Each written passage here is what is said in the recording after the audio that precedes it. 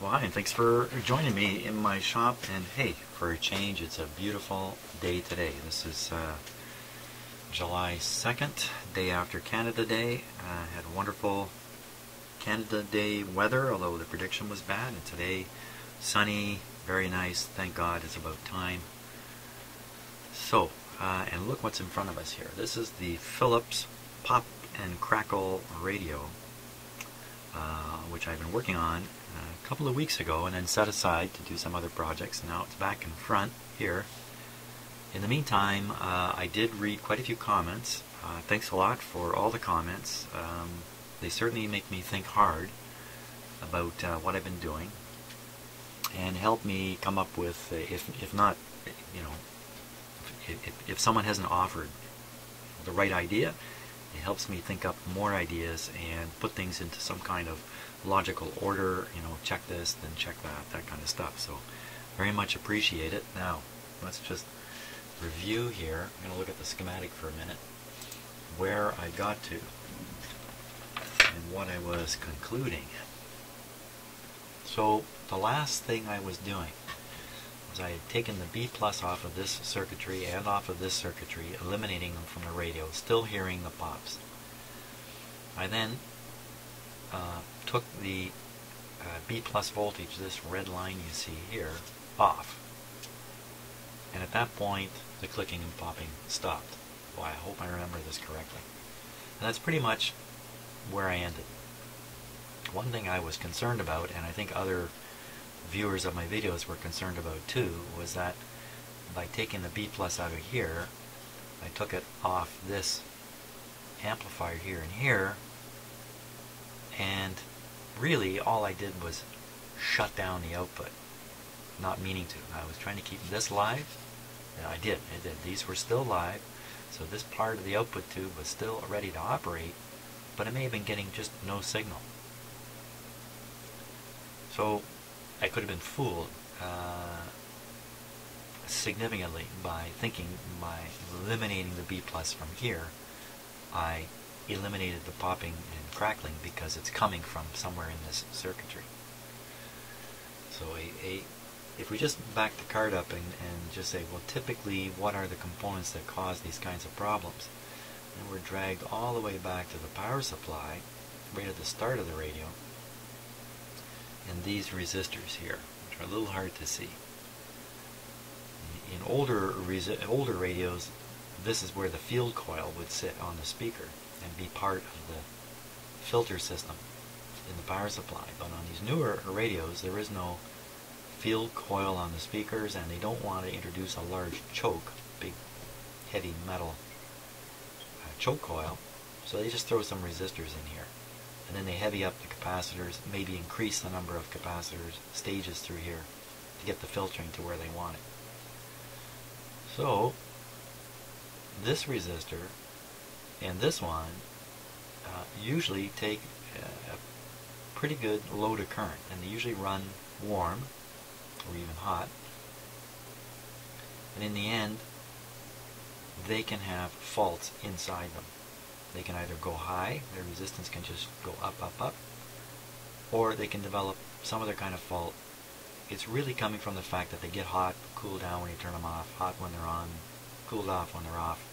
And this causes expansion and contraction, one of the weird things about the universe that we all stop and don't think hard about. Why you heat something up, it gets bigger. That's a really weird thing if you stop and think about it. But so maybe these two resistors, one of these two, is really the source of the pops, and I should really get them out of there.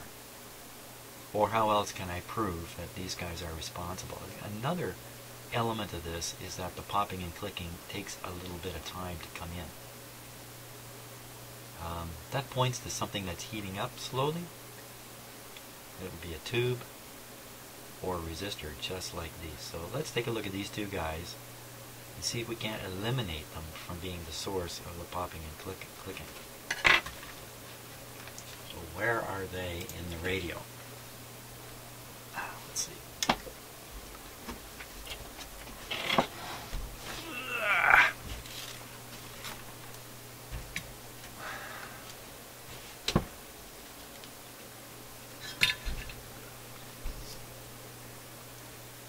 Okay, pretty easy to spot them.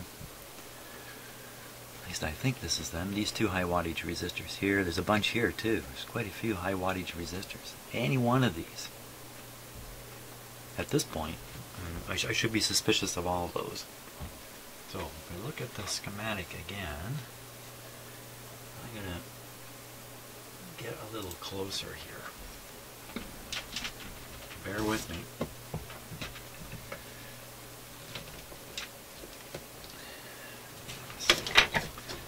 You might say, well, Jim, why do you do this stuff live? You fiddle around doing, focusing cameras and stuff like that. Why don't you shut the video off?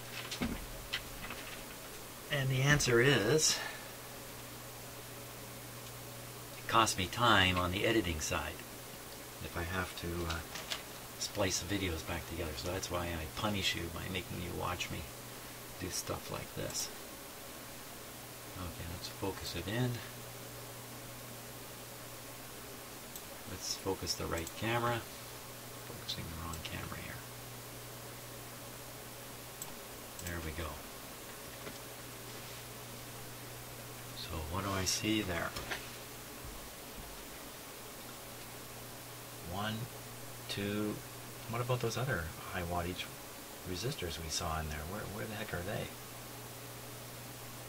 Oh, they could be anywhere in here. So I guess we'll just start with these two. What's that say there? 120 ohms.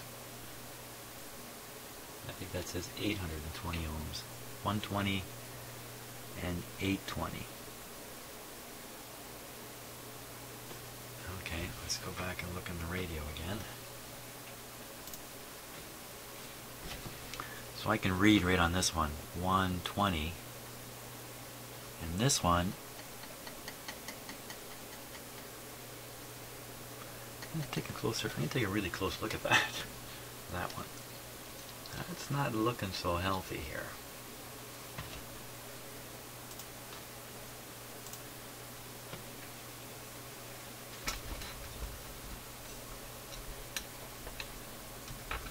It looks a little cooked up.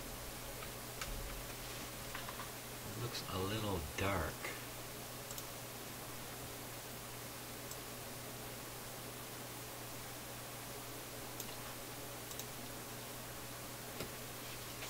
Let's read the... Now, if there is like an intermittent break in there, and it really requires the capacitor to be hot to show up, then checking its resistance is when it's cool, it's going to give me a false indication, but let me just check it here.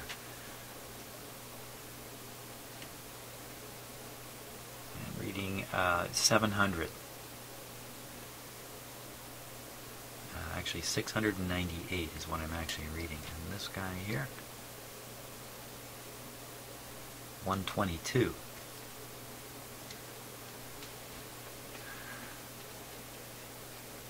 I should change this one out. I think I should just get rid of this resistor. 820 and the wattage on it.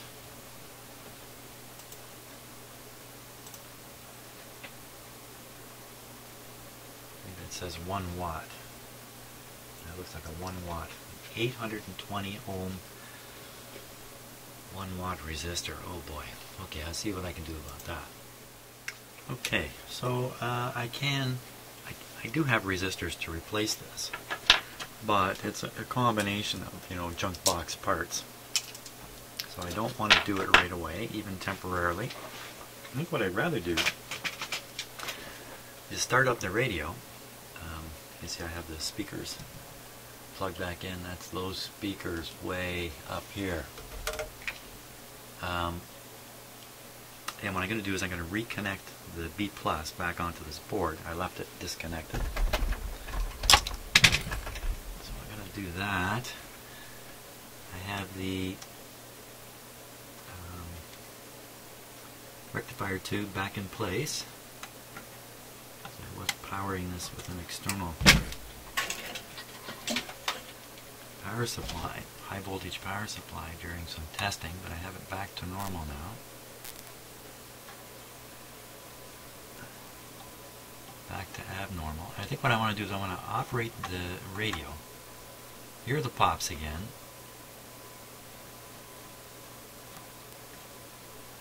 And then, it's not going. And then hit the this suspicious resistor with some freeze spray.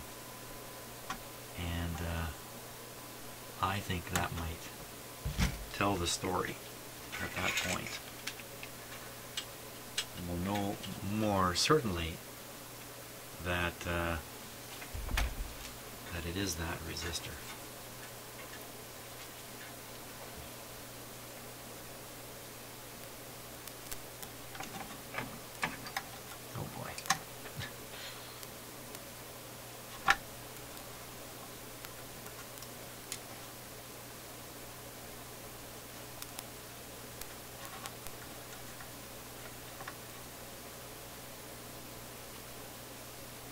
There we go.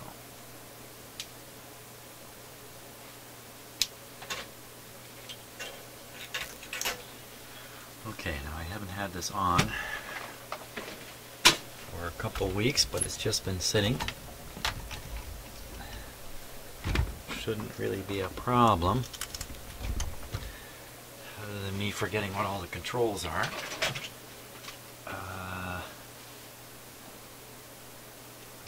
Balance. That's a tone, volume. Yeah, I am remembering. On, off, and band. Which I can't remember what's what at the moment, but we'll sort that out. And tuning, of course. Okay, I think I'm ready to go. Volume down.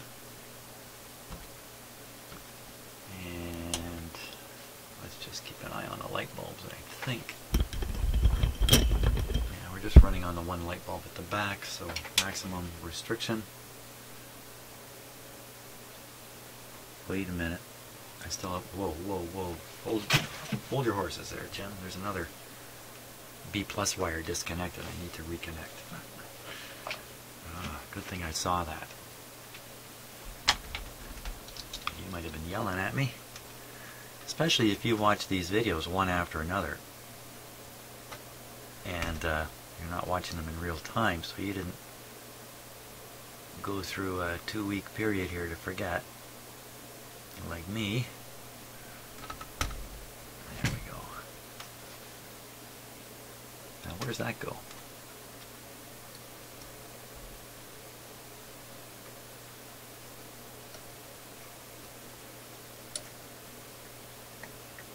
Son of a gun. Okay, I gotta study the schematic and make sure I know where I'm putting that wire back. Okay, I think we're ready to go. I've soldered back the B+ wire, so now the whole receiver is going to operate. At least I hope it's going to operate. Here we go. Just a little bit of cleanup.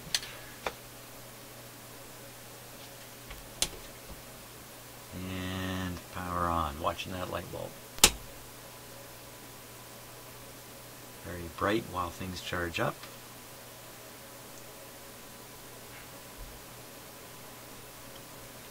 Bring the volume up a bit. I don't know what band I'm switched to. Maybe I'll look at that while we're waiting here.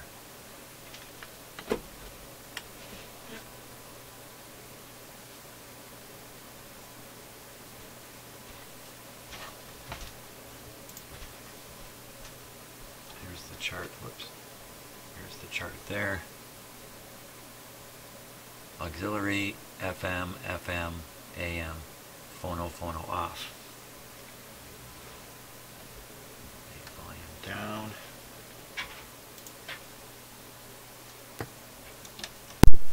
Okay, so that's phono, phono,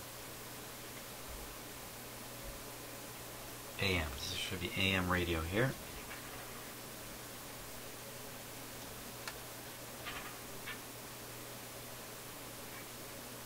Of course, I don't have much voltage feeding into this right now. About 60% of line voltage, so we're somewhere around 65 volts. Let's give it.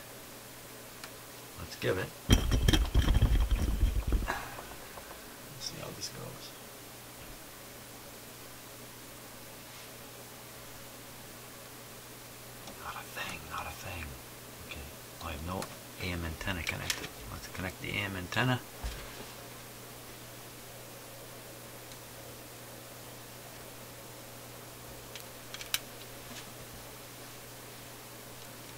Okay, let's try that.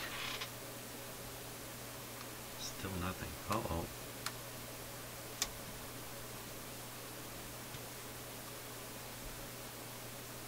I heard some popping and clicking here.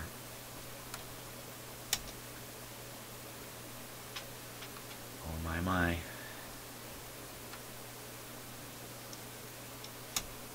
What bad thing have I done? So this is auxiliary.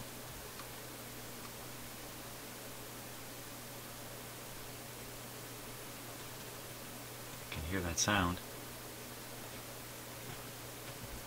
Even if the rest of the radio is not working.